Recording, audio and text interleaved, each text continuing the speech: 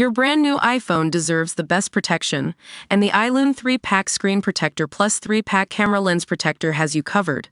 Don't take risks with your iPhone. Click the link in the video description to shop now on Amazon. Hamas has a new enemy to worry about as it wages its jihad. Opinion. What if I told you that the most revolutionary cry in the Middle East today is not coming from the chambers of power, nor from the pulpits of the West's moral elite, but from the streets of Gaza? Yes, Gaza. Not in the name of war, but in defiance of it. Not to condemn Israel, but to condemn Hamas.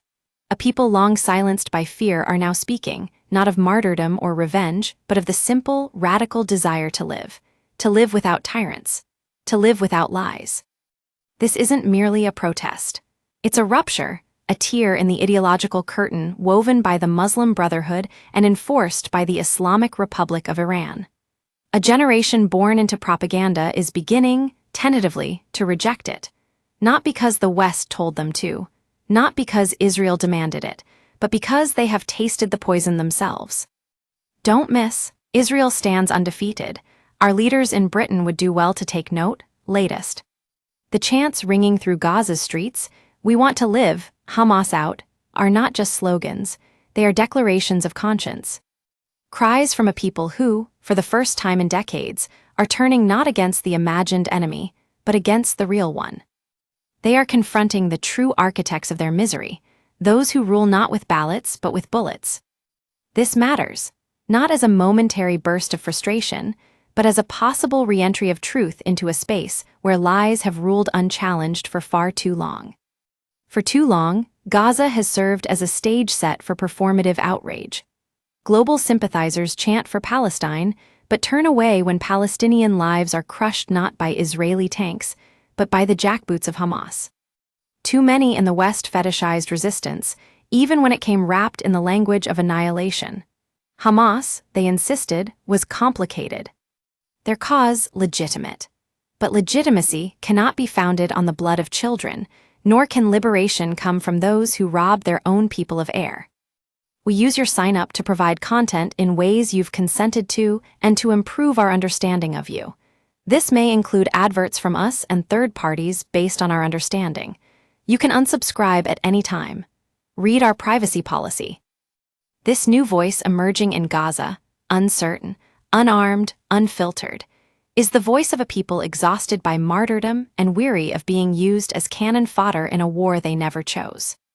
Make no mistake, Hamas is the ideological heir of the Muslim Brotherhood, an organization whose doctrine fuses millenarianism with political fascism.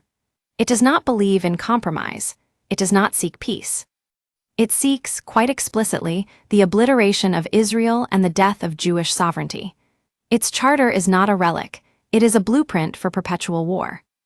And behind it, like a puppeteer draped in clerical garb, stands the Islamic Republic of Iran, bankrolling, training, and arming Hamas as a proxy in its crusade to dominate the region and extinguish the Zionist project.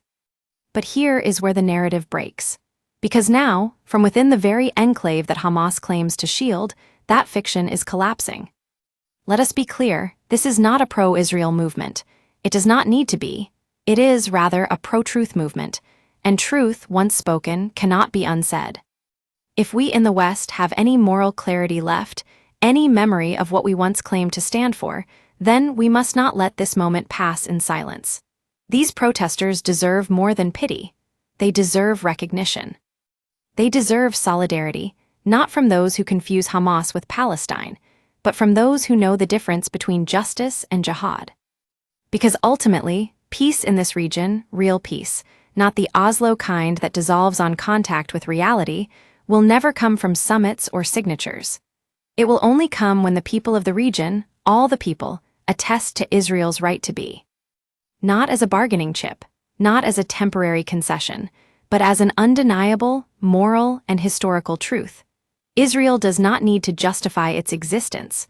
What must be justified is the world's persistent tolerance for those who deny it. What must be dismantled is the system of libels, of blood and soil, of occupation and colonizer tropes that have thrived in the intellectual swamps fertilized by brotherhood ideology and Iranian propaganda. The protests in Gaza are more than news, they are a crack in the edifice, a spark in the fog. Perhaps even, if the world dares to act with moral courage, the beginning of an awakening. A revolution not of arms, but of truth. And truth, once set free, has a way of changing everything.